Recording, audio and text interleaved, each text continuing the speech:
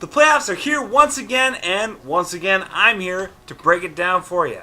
Lots of ground to cover, no fancy intro. Welcome to the penalty box.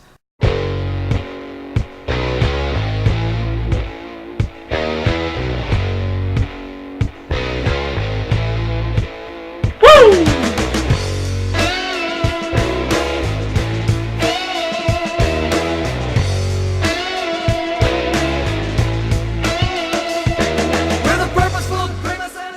Alright, here's your Eastern Conference matchups.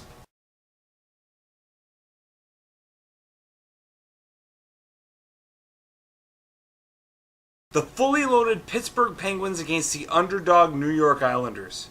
Where to start with this one? Well, we all know who the Pens are. Perennial contenders with Sidney Crosby and Chris Kunitz both scoring at more than a point per game pace. And a supporting cast of Evgeny Malkin, Jerome McGinley, Chris Letang, Pascal Dupuis, and so on. And while Sidney Crosby is currently injured, he's expected to return for at least part of the Penguins series, facing a team that is making their first playoff appearance in years with John Tavares scoring at almost a point per game pace, and a supporting cast of Brad Boyes, Matt Molson, I guess, Mark Streit, and Casey Zizekas? Pens in 5.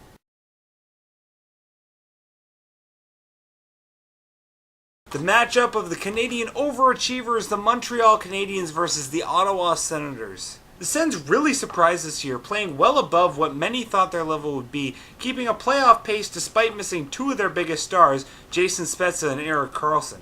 The Habs, meanwhile, have also surprised many this year, finishing second in the Eastern Conference despite having no real superstar skilled forward.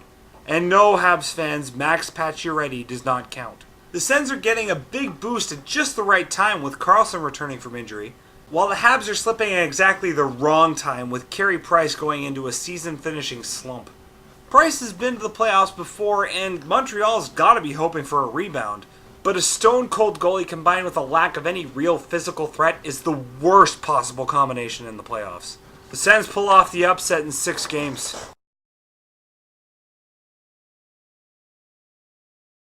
The Washington Capitals versus the New York Rangers. Can someone please tell me what is up with the Rangers? They have had an abysmal season, or at least abysmal compared with where they should be. Despite bursting at the seams with star power, they can't seem to get anything right. When you have a team with Rick Nash, Brad Richards, and until the trade deadline, Marian Gaborik, how was the top point getter on your team Derek Stepan?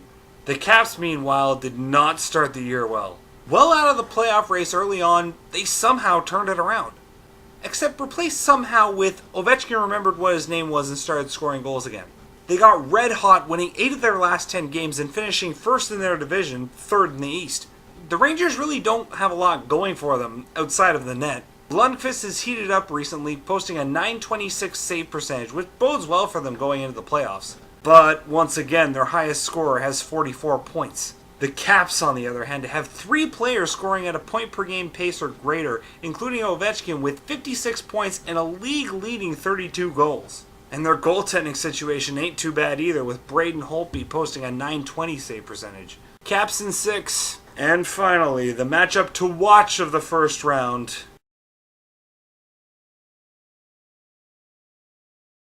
The battle of the original 6 with the Toronto Maple Leafs and the Boston Bruins. Go Leafs, go! What, did you actually think I would pick against my team? It's been 9 years, okay? Just shut up and let me enjoy this. Now at first, when I heard the Leafs were facing the Bruins, I got scared. I would have far preferred Montreal, but you play the hand you're dealt.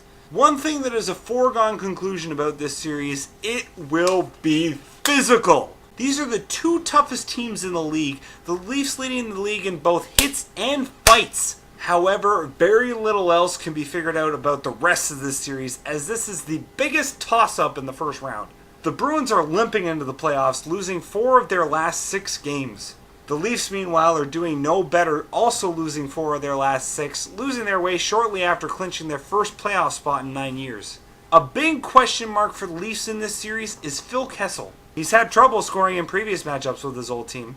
And usually the Leafs can survive a game or two without their leading scorer, but can they survive a 7-game series? The bright side of the situation is that Tyler Bozak, who's been injured, is expected to return just in time for the start of the series, which should provide Phil the Thrill an extra boost. And of course, there's the issue everyone's talking about: how will James Reimer handle his first playoff experience?